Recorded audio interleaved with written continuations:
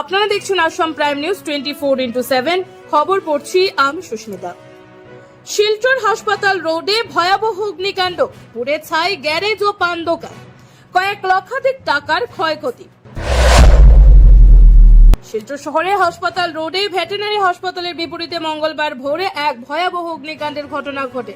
মুহূর্তের মধ্যেই আগুনে লেলিহান শিখায় পুড়ে ছাই হয়ে যায় দুটি মোবাইলের গ্যারেজ, একটি লেদ মেশিন গ্যারেজ এবং একটি পান দোকান। স্থানীয় সূত্রে জানা যায়, দোকানগুলি বহু পুরনো ও এলাকায় পরিচিত হওয়ায় ঘটনায় শোকের ছায়া নেমে এসেছে।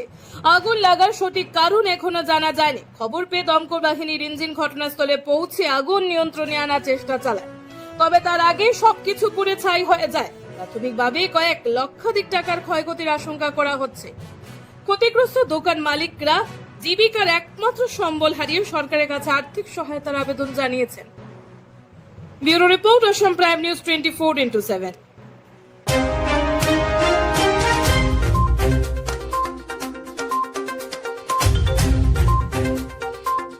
দোকান তো দুইটা মোটর ওয়ার্কস আসলো, একটা লেদার দোকান আসলো, একটা চা দোকান আসলো। ক্ষতি তো অনেক হয়েছে। এখানে তো সবে কয়েক পরিবার এখানে কাজ করতেছিল। এখানে এই দিন মজুরি করে আমরা এইটাই দিয়ে চলতে আসলাম। বহুত পুরনো দোকান এটা, কমসে কম আমার দাদুর আমলের দোকান।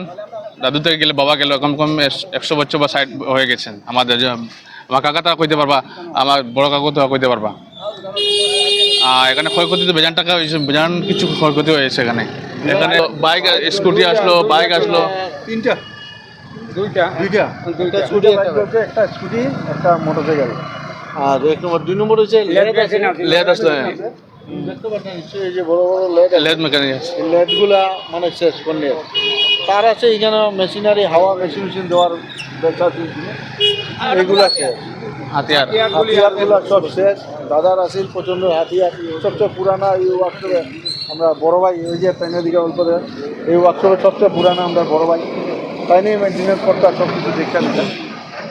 কীরকম কী হইলো হঠাৎ করে কেউ কিন্তু বুঝতে পারলো না, আচানক কথা বলতে পারলো।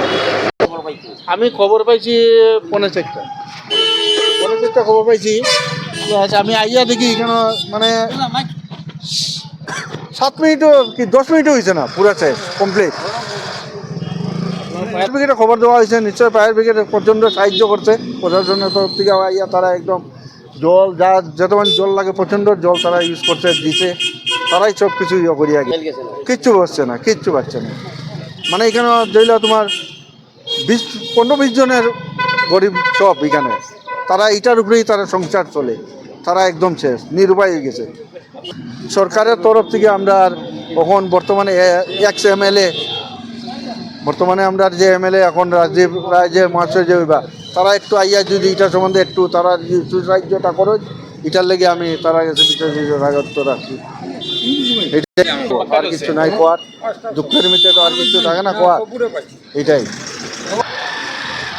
আমি এইটাই কইতে চাই যে আর আমরা তো এটাই তো স্বপ্ন, এটা সব কিছু আসলো, আর তো কিছু নাই। সোর্স অফ ইনকাম এটাই ছিল, আর কিছু করার নাই। সরকার যে সাহায্য করে তো খুব ভালো ছিল।